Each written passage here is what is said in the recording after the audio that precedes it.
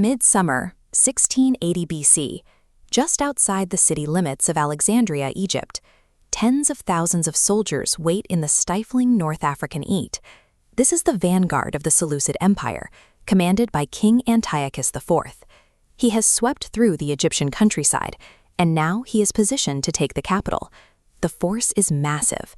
Antiochus has brought heavy cavalry, lines of armored war elephants, and phalanxes of infantry stretching back into the dust. Antiochus calls himself Epiphanes, God manifest.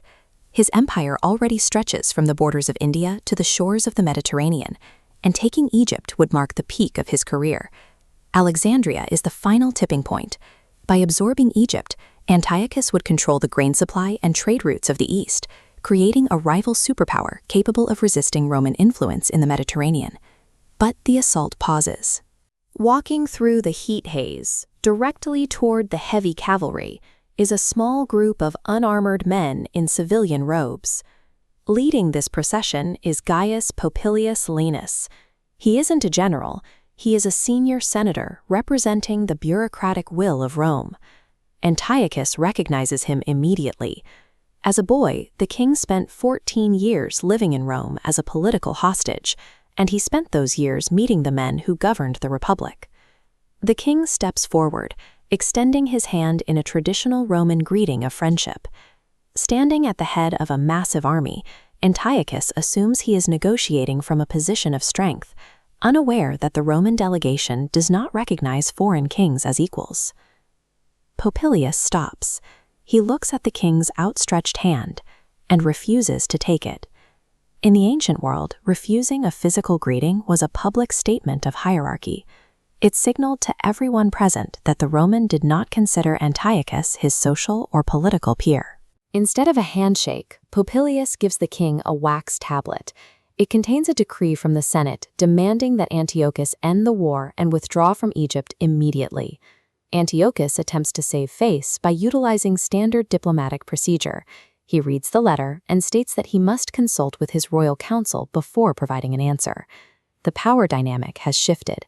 The king who claimed to be God manifest is now publicly on the defensive, stalled by a single messenger. Popilius completely ignores the request for a council. He steps forward with his staff of office, a symbol of the authority of the Roman state. The senator drags the tip of the staff through the sand, walking a slow, complete loop around the king's feet. He delivers the ultimatum: "Give me your answer to the Senate before you step out of that circle." Antiochus is caught. He has seen the Roman military machine firsthand. He knows they just annihilated the Macedonians at Pydna and possess the logistics to destroy his own kingdom. The circle forces a binary choice. The king must publicly submit right now or guarantee a war that would likely end his empire. A heavy silence falls over the field. Tens of thousands of soldiers watch as their king stands trapped in a dirt ring by a single man with a stick. Antiochus accepts the reality of Roman power. Without calling his advisors, he verbally submits to every demand in the Senate's letter. Only after the king surrenders does Popilius finally shake his hand, restoring pleasantries to a man he has just broken. Antiochus steps out of the circle, his royal authority diminished.